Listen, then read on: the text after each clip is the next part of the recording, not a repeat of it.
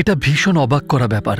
এরকম ঘটনা কি করে ঘটতে পারে? তারা জানে যে শিশু, নারী এবং নিরপরাধরা মরছে, তারা জানে সেটা। যে মানুষগুলো আঙুলের খোঁচায় বোম্ব রিলিজ করেছে তারা জানে এসব। তোমাদের কি হৃদয় বলে কিচ্ছু নেই? কি করে তুমি বোমাগুলো ফেলতে পারলে? আমরা এই লজিকটাই বুঝে উঠতে পারি না, রাইট? কারণ আমরা ভাবি আমাদের মতো তাদেরও বিবেক আছে, এজন্যই বুঝে উঠতে পারি না। আমি নিশ্চিত আপনারা সবাই রাফাতে ফেলা বোমাগুলো দেখেছেন। হয়তোবা আপনি দেখেননি, ভিডিওগুলোর দিকে তাকাতেই পারেননি। চতুর্দিকে আগুন জ্বলছে, একটা গণহত্যা চলছে, লোকজন তাদের সন্তানের মৃতদেহ বুকে আগলে রেখেছে। ভীষণ ভয়ানক বিভৎস দৃশ্য। আমরা যে ভিডিওগুলো দেখতেও সাহস পাচ্ছি না, সেই বিভৎসতা বাস্তবে সেখানে ঘটে চলেছে। ভিডিওগুলো দেখা মানুষের মধ্যে বেশি কষ্ট পাচ্ছেন সেই সব ফিলিস্তিনিরা যাদের আত্মীয়রা সেখানে রয়েছে। ভিডিও দেখে মনে প্রশ্ন জাগছে, ওই জ্বলন্ত শরীরগুলোর মধ্যে আমার প্রিয়জন নেই তো? মুখগুলো দেখে প্রিয় মানুষদের চেনার চেষ্টা করছে। দোয়া করছে ইনশাল্লাহ আমার কাছের কেউ এখানে নেই। দৃশ্যগুলো দেখে এত সব উৎকণ্ঠা তাদের মাঝে। কিন্তু দুঃখ পাবেন না, ভয় পাবেন না, হতাশ হয়ে যাবেন না, কারণ দি অর্গানাইজেশন অফ ইসলামিক কোঅপারেশন গতকালকের রাফা আক্রমণের তীব্র নিন্দা জানিয়েছে। হতাশ হবেন না। কেন হতাশ হচ্ছেন? দেখুন, নিন্দা জানানো হয়েছে, এখন সব সমস্যার সমাধান হয়ে যাবে। যা ঘটেছে তাতে অবশ্যই আমরা কষ্ট পাচ্ছি, কিন্তু তার চেয়েও বেশি কষ্ট পেয়েছি মধ্যপ্রাচ্যের তথাকথিত নেতাদের বিশ্বাসঘাতকতায়, চুপ থাকায়, বিশ্বের বড় একটা অংশ আওয়াজ না তোলায়। এটা আমাদের অনেক বেশি কষ্ট দেয়। ইন্টারন্যাশনাল কোর্ট অফ জাস্টিস বলছে আক্রমণ বন্ধ করো। কোর্টের সিদ্ধান্তগুলো একেবারে পরিষ্কার, কিন্তু এখানে বাবা মার বিগড়ে যাওয়া এক সন্তান আছে যে বন্য পশুর মতো বারবার আক্রমণ করেই যাচ্ছে। যদি মধ্যপ্রাচ্যের সব নেতা একসাথে বলতেন আমরা তেল সরবরাহ বন্ধ করছি, আমরা নিষেধাজ্ঞা জারি করলাম, মানে ইসরায়েলের চারপাশের দেশ থেকে আকাশপথ বা সব যোগাযোগে যদি তারা নিষেধাজ্ঞা জারি করত,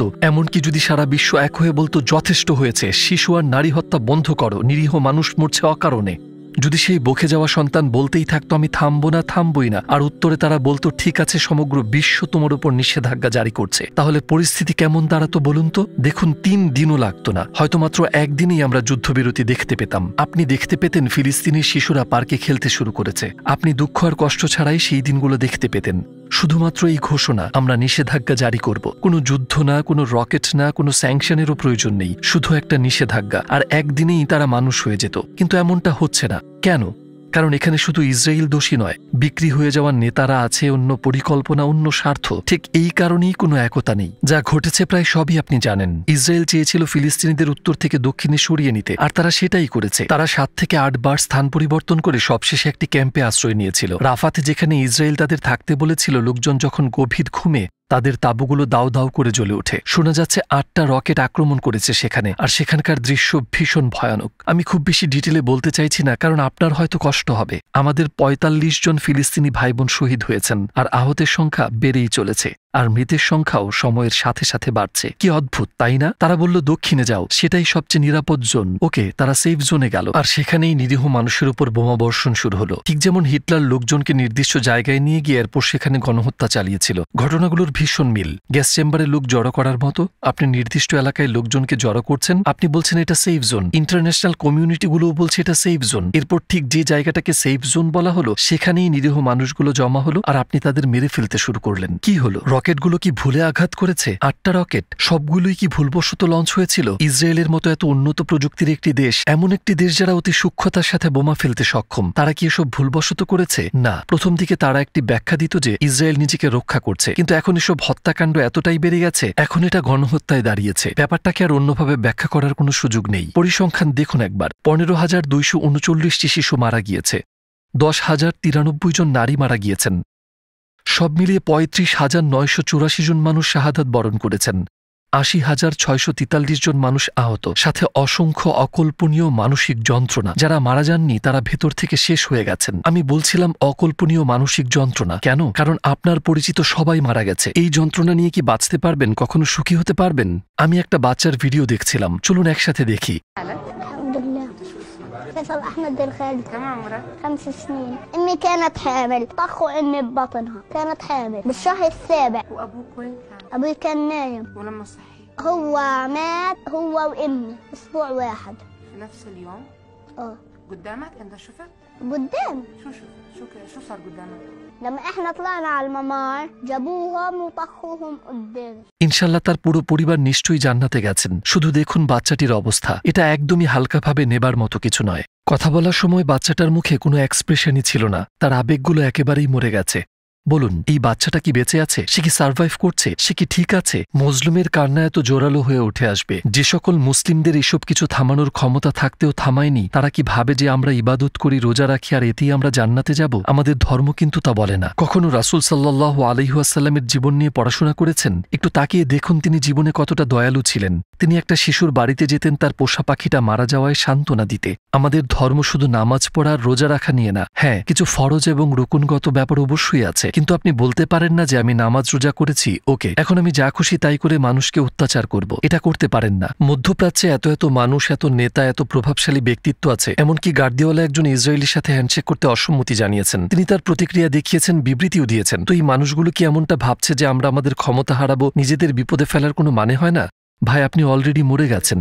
ইসরায়েল যদি আপনাকে মেরে ফেলে বা খুন করে কি আসে যায়? আদতে কি কোনো ফারাক পড়বে তাতে? আপনি অলরেডি মৃত। যেমন রাস্তায় যেসব প্রাণী ঘুরে বেড়ায়, আপনি বেড়াল, কুকুর দেখতে পাবেন, ওইসব প্রাণীগুলো আপনার চেয়ে বেশি মূল্যবান। You are dead. পশুর চাইতেও অধম। নিচতার যদি একটা নতুন লেভেল আবিষ্কার হয়, আপনি অলরেডি ওই লেভেলে আছেন। আপনি বেঁচে থাকেন আর নাই থাকেন, কি আসে যায় তাতে?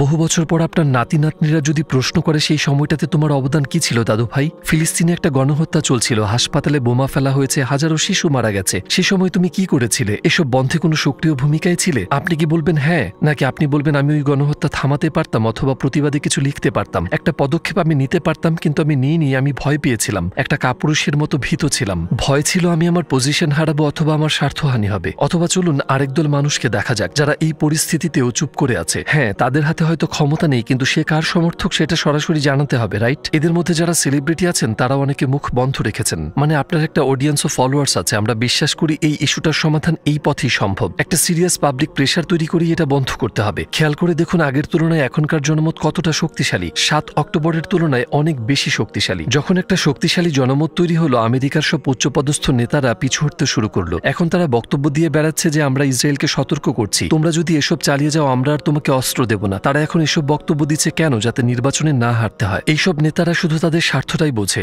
অর্থ আর ভোট। আমেরিকানরা বলছে যে আমরা তোমাকে ভোট দেব না কারণ আমাদের ট্যাক্সের টাকায় ইসরায়েলকে সাপোর্ট দিচ্ছ, ফিলিস্তিনিদের হত্যা করছো, তোমরা আমাদের হাতে রক্ত মাখিয়ে দিচ্ছ, আমাদের দেয়া ট্যাক্সের টাকায় তোমরা শিশু আর লোকজনদের বোমা মারছো। তারা যখন এসব বলতে শুরু করলো, দেখেছেন কিভাবে নেতারা পিছু হটতে শুরু করেছে। তাই অন্ততপক্ষে আমরা যেটা করতে পারি তা হলো জনমত তৈরি করা, একটা সিরিয়াস প্রেশার তৈরি করা। কিন্তু এটা কতটা দুঃখজনক আর কষ্টের যে বিশাল একটা ফ্যান ফলোয়ার নিয়েও কিছু মানুষ যারা এতটাই সেন্সিটিভ যে একটা কুকুর বা বেড়াল মারা গেলেও টুইট করে আর কনসার্ন দেখায়, তারা কিছুই বলে না যখন ফিলিস্তিনে হাজার হাজার শিশু মারা যাচ্ছে। মানে এসব নিয়ে কি মৃত্যুর পর কাউকে প্রশ্ন করা হবে না? আমরা কি শুধু সালাত আর সাওম নিয়ে জবাবদিহি করে পার পেয়ে যাব? শুধুমাত্র নেতানিয়াহুরই হাসুরের দিন শাস্তি হবে না, সে পাল্লায় শুধুমাত্র জালিমরা থাকবে না। যারা এই হত্যাকাণ্ডের সমর্থন দিয়েছে তাদের সবারও বিচার হবে। শুধুমাত্র এবাদতই সবকিছু নয়। আপনি যদি এভাবে ভেবে থাকেন তাহলে আপনি পুরোপুরি ভুল বুঝেছেন এই বিষয় ও ধর্মকে। এমন একদল মানুষ আছে যারা বলে যে এইসব ইস্যুতে আমার কিছু করার নেই। আমি কিছু সার্ভে দেখেছি, সেখানে প্রশ্ন ছিল ইসরায়েলে যা কিছু হচ্ছে সেটি নিয়ে আপনি কি ভাবছেন, ফিলিস্তিনে যা ঘটছে সে ব্যাপারে আপনার মতামত কি? কিছু মানুষ উত্তর দিয়েছেন এটা আমার ইস্যু নয়, আই ডোন্ট কেয়ার। অনেকেই বলেছেন এই ইস্যুতে আমি নিরপেক্ষ। জানিয়ে রাখি ইসরায়েলের সমর্থনকারী কিন্তু অনেক কমে গেছে, কারণ অত্যাচারের মাত্রা এখন ভীষণ আর ভয়ানক হয়ে দাঁড়িয়েছে। এত সবকিছু দেখেও আপনি কিভাবে নিরপেক্ষ থাকতে পারেন? কিভাবে আপনার কিছু আসে যায় না? ওই শিশুগুলোর ধর্মে আপনার কি কিছু আসে যায়? দেখুন, একটি শিশু মারা গেছে, সেখানে 5টি শিশু, 10টি শিশু, 1000 শিশু, 15,000 শিশু মারা গেছে, কিছুই আসে যায় না আপনার? মুসলিম হিসেবে বেড়ে ওঠার পর তারা আল খেল্লার কুফিয়া পড়ে, হয়তো সেগুলো আপনার পছন্দ না, আপনি ঘৃণা করেন, ওকে এই মানুষগুলোকে সমর্থন করা লাগবে না, ফাইন। হতে পারে আপনি একজন অবিশ্বাসী বা সংশয়বাদী, আপনি একজন মুসলিম হতে পারেন, আপনার ধর্ম যাই হোক না কেন, যদি একজন মানুষ হয়ে এই শিশুদের মৃত্যু আপনার বিবেকে নাড়া না দেয়, আপনি হয়তো জানেন না, কিন্তু ভেতর থেকে আপনি পচে গেছেন। আপনি নিজের আরাম আয়েশ আর স্বার্থের দাস হয়ে গেছেন। কোনো ব্যাপারে আপনার স্বার্থ না থাকলে সেখানে আপনি একটা শব্দ খরচ করেন না। আমি এটাও জানি যে প্রথমে যখন 7ই অক্টোবরের ঘটনাগুলো শুরু হলো, তারা সেগুলোকে এমনভাবে উপস্থাপন করেছিল যে সবকিছুর মূলে হামাস, তারাই শয়তান। ইসরায়েলের অধিকার আছে নিজেদের রক্ষা করার, আরো অনেক কিছু। তারা এটাকে এমনভাবে উপস্থাপন করেছিল যে শুরুতে আসল ব্যাপারটা অনেকেই বুঝে উঠতে পারেনি। তারা হয়তো ভাবছেন প্রথম দিকে যেহেতু আমি কিছু বলিনি এখনো এই ব্যাপারে চুপ থাকবো, কিন্তু এখন সত্যিটা একেবারে পরিষ্কার। তাই আমাদের উচিত নিজেদের সব সংশয়কে পেছনে ফেলে এই ইস্যুতে একমত হওয়া এবং জোরদার জনমত গড়ে তোলা। যদি আপনি নিজের নাতি নাতনিদের বলতে চান যে আমি সঠিক পক্ষই বেছে নিয়েছিলাম, ঠিক এই মুহূর্তে গণহত্যা চলছে, আপনার পক্ষ বেছে নিন প্রিয় ভাই ও বোন। এখানে আমি আমার সেই সব ভাই বোনদের কাছে মানবিক আবেদন করছি যারা আমেরিকান নাগরিক। আপনি কি বুঝতে পারছেন আপনার সমর্থন ছাড়া ইসরায়েল ওই শিশুদের ও নির্দোষ ফিলিস্তিনিদের মারতে পারে না? মানে আপনি যাই কিনছেন তাতে ট্যাক্স আছে। যাদের হাতে আমেরিকার রাষ্ট্রযন্ত্র, ট্যাক্সের টাকা পেয়ে তারা বলে আমরা ইসরায়েলকে সমর্থন করি। চাইলে পরিমাণটা দেখতে পারেন, ছোট সাহায্য নয়, বিলিয়ন ডলার দিচ্ছে তারা সেখানে। যদি আমেরিকা প্রতিবাদ শুরু করে এই গণহত্যা থেমে যাবে। হ্যাঁ, আপনার উদ্দেশ্য হয়তো সৎ, আপনি হয়তো চাননি এসব কিছু ঘটুক, কিন্তু দিন শেষে আপনার ট্যাক্সের টাকা ছাড়া এসব কিছু সম্ভব হতো না। এই কথাগুলো আমি কেন বলছি? আপনি হয়তো নিজেকে অপরাধী ভাবছেন মনে মনে। হ্যাঁ, আপনি হয়তো ভাবছেন আমার উদ্দেশ্য সৎ, আমার কোনো খারাপ উদ্দেশ্য নেই। তাহলে আমি কি করতে পারি? একটা জনমত তৈরি করুন, বলুন আমরা এই গণহত্যার সমর্থন করি না। লিখুন, শেয়ার করুন, আশেপাশের মানুষদের জানান। ইলেকশনের সময় সঠিক মানুষকে ভোট দিন। এই কাজগুলো আপনি করতে পারেন। শেখ উমর সুলেমান একজন ফিলিস্তিনি যিনি আমেরিকায় থাকেন, তার ট্যাক্সের টাকাও কিন্তু এখানে ব্যয় হয়েছে। আমরা বললাম আপনার কেমন লাগছে এটা জেনে যে এই গণহত্যা আপনার ট্যাক্সের টাকাই হচ্ছে। তিনি বললেন নিজেকে অপরাধী লাগে। হ্যাঁ, তার অবশ্যই কোনো খারাপ উদ্দেশ্য নেই, কিন্তু দিন শেষে সেই টাকা এভাবেই খরচ হচ্ছে। সংখ্যাগুলো দেখুন একবার। 15,239 জন শিশু মারা গেছে। এটা কেবল সাম্প্রতিক ঘটনাগুলোতে মৃত্যুর সংখ্যা। জানেনই তো 7ই অক্টোবরের পর। আমি ওইসব হত্যার কথা তো বলছিই না যেগুলো বছরের পর বছর ধরে চলে আসছে। সব মিলিয়ে 35,000 মানুষ, একটা স্টেডিয়াম ভর্তি মানুষ সবাই মাটির নিচে চলে গেছে শুধু গত 8 মাসে, শুধুমাত্র এই জালিমদের কারণে। আপনি জানেন 7ই অক্টোবর কিছু একটা ঘটল, ইসরায়েল ভীষণ হইচই শুরু করে দিল আর পুরো পৃথিবীর জনমত নিজের পক্ষে করে নিল। কিছু বানোয়াট কথা বলল, আমাদের শিশুদের মাথা কেটে নিয়েছে, নারীদের ধর্ষণ করেছে, তাদের স্তন কেটে নিয়েছে। মানুষ তাদের বিশ্বাস করেছিল, কিন্তু কোনো প্রমাণ পাওয়া যায়নি। তখন যারা বলেছিল তারা এসব কিছু দেখেছে, পরে স্বীকার করেছে আমরা আসলেই দেখিনি যে বাচ্চাদের দ্বিখণ্ডিত করা হচ্ছে। আপনি রাফায়ের ভিডিওগুলো না দেখে থাকলে দেখবেন না। আমি একটু করে দেখেছিলাম। তাদের হার্ট একটু দুর্বল, আমি যা বলছি সেটা তাদের শোনার প্রয়োজন নেই। 15 সেকেন্ড ফরওয়ার্ড করে দিন। এক লোক পড়ে যাওয়া একটি শিশুকে বুকে আগলে রেখেছিলেন। আপনি ওই শিশুর হাড়গুলোও দেখতে পাবেন, এমনকি শিশুর মাথাটাও ছিল না। ওই লোকটি ডানে বামে দৌড়াচ্ছিলেন, তিনি কি করছিলেন হয়তো নিজেই জানেন না। আমি একটা কয়লা হয়ে যাওয়া শরীর দেখেছি, হাতগুলো উড়ে গেছে, অনেকে নিজের চোখ হারিয়ে ফেলেছে, মানুষ মারা যাচ্ছে। এখন উল্টো চিত্র কল্পনা করুন, ফিলিস্তিন ইসরায়েল আক্রমণ করছে এবং 35,000 নিরপরাধ মানুষকে হত্যা করেছে। ফিলিস্তিন পক্ষ 10,000 নারীকে হত্যা করেছে এবং 15,000 ইসরায়েলি শিশু হত্যা করা হয়েছে। 15,000 ইসরায়েলি শিশু। এমন একটা দৃশ্য কল্পনা করুন। 7ই অক্টোবর কিছু বিচ্ছিন্ন ঘটনা তুলে ধরে পুরো পৃথিবীর জনমত নিজেদের পক্ষে করে নিল। এখন উল্টোটা কল্পনা করুন। আপনি শুনেছেন কি ঘটেছে? একটা ইসরায়েলি শিশুর মাথা কেটে নেওয়া হয়েছে, পুরো জায়গাটা জ্বালিয়ে দিয়েছে। ফিলিস্তিন ইসরায়েলের হাসপাতালে বোমা ফেলেছে। তারা ইসরায়েলিদের বলেছে দক্ষিণে যেতে এবং 20 লক্ষ মানুষকে ঘরবাড়ি ছাড়তে বাধ্য করেছে। সবাই যখন দক্ষিণে গেল, তাদের তাঁবুগুলোতে রকেট আক্রমণ শুরু করলো। যদি এমন কিছু ঘটতো তাহলে বিশ্বের জনমত কি একই রকম থাকতো? তারা এখন ফিলিস্তিনকে কিছুটা সমর্থন করছে। এই কাল্পনিক সিনারিওতে তারা কি ইসরায়েলকে এমন সামান্যই সমর্থন করত? নাকি তারা বলতো তোমাদের সমস্ত নিউক্লিয়ার বম দিয়ে ফিলিস্তিনিদের উপর আক্রমণ করো, বিন্দুমাত্র দয়া দেখিও না? এইভাবে তারা বম্বিং করতো আর মানুষ খুব শান্তভাবে এই ছবিগুলো দেখতো, কোনো চোখের পানি ছাড়াই। কি আশ্চর্য!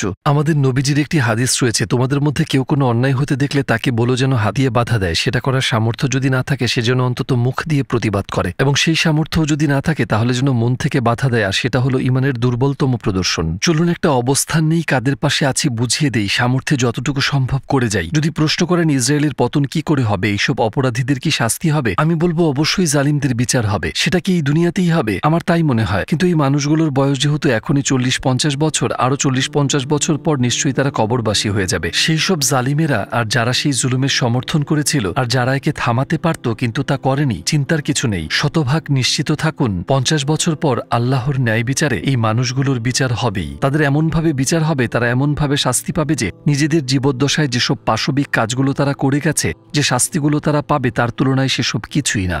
তো চিন্তা করবেন না, শতভাগ নিশ্চিত থাকুন যে আগামী 40-50 বছরে, হয়তো 20 বছরে এই মানুষগুলো আল্লাহর ন্যায় বিচারের স্বাদ পাবে। মজলুমের অধিকার আদায় হবেই ইনশাআল্লাহ। 35,000 মানুষ শহীদ হয়েছেন। হ্যাঁ, ওই শিশুগুলোর মৃত্যুতে আমরা কষ্ট পাচ্ছি, কিন্তু এখন সেই শিশু বলছে দুনিয়াতে আমি ক্ষুধায় খাবার পাইনি, তৃষ্ণার্ত ছিলাম, কিন্তু এখন জান্নাতের এই জীবন কতই না সুন্দর। এবং আল্লাহর উপর পরকাল এবং কুরআনে বিশ্বাস আমাদের এ কথাই বলে। এই মুহূর্তে সেই 15,239 জন শিশু ভীষণ সুখী। হ্যাঁ, তারা ভীষণ সুখী। 10,000 নারী, 35,000 শহীদ, তাদের কষ্টের দিন শেষ। কিন্তু যারা তাদের পেছনে রয়ে গেছে তারা কষ্টে আছে। তাই আমাদের উচিত তাদের সারিয়ে তোলা, প্রিয় ভাই ও বোন। আর ইসরায়েলের পরিণতি কি হবে তাহলে? এই জুলুম কি সত্যি একদিন শেষ হবে? আমাদের রব এই প্রশ্নগুলোর উত্তর দিয়ে দিয়েছেন সূরাতুল ইসরায়ের 4th এবং 8ম আয়াতের মধ্যে। আয়াতে বলা হয়েছে ইহুদিরা পৃথিবীকে 2 বার কুলুষিত করেছে, যার ফলস্বরূপ তারা 2 বার অপদস্থ হয়েছে। তাদের শহরগুলো ধ্বংস হয়েছে আর তারা নির্বাসিত হয়েছে। প্রথমবার ছিল 598 খ্রিস্টপূর্বে ব্যাবিলনিয়ানদের দ্বারা, আর দ্বিতীয়বার ছিল 70 খ্রিস্টাব্দে রোমানদের দ্বারা। আজকের দিনের সাথে এই ঘটনাগুলোর কি সম্পর্ক? আল্লাহ কোরআনে বলছেন বনি ইসরায়েলকে উদ্দেশ্য করে, হয়তোবা তোমাদের প্রভু তোমাদের উপর রহম করবেন, কিন্তু তোমরা যদি ফিরে যাও পাপের পথে আমরাও ফিরে আসবো শাস্তিতে। অর্থাৎ তোমরা পাপে ফিরে গেলে আমরা শাস্তিতে ফিরে যাব। তোমরা একই অভিজ্ঞতার মুখোমুখি হবে যে অভিজ্ঞতা অতীতে হয়েছিল। যেমনটা আমরা জানি জুলুম যখন একই মাত্রায় থাকে তখন তার ধ্বংস হয় না, এর ধ্বংস ঘটে যখন মাত্রা বাড়ে। যখন এর মাত্রা বাড়ে জনগণের বিবেক জেগে উঠতে থাকে। মাত্রা বাড়লে লোকজন প্রতিক্রিয়া দেখায়, ঠিক যেমনটা আজকের দিনে ঘটছে। একটি জনমত গড়ে উঠেছে, একটি সার্বজনীন চেতনা গড়ে উঠছে। ঠিক এভাবেই নিপীড়নের সমাপ্তি ঘটে। ইতিহাসের পাতা জুড়ে অনেক অত্যাচারীর কথা শোনা যায়, আর প্রতিবারই অত্যাচারীর শেষ পরিণতি ছিল একই। ইনশাল্লাহ এবারও তেমনটাই হবে। আমরা আমাদের কাজ করে যাচ্ছি, আমাদের পক্ষ বেছে নিয়েছি। আল্লাহ যেন সব অত্যাচারীর বিনাশ ঘটান ইনশাআল্লাহ।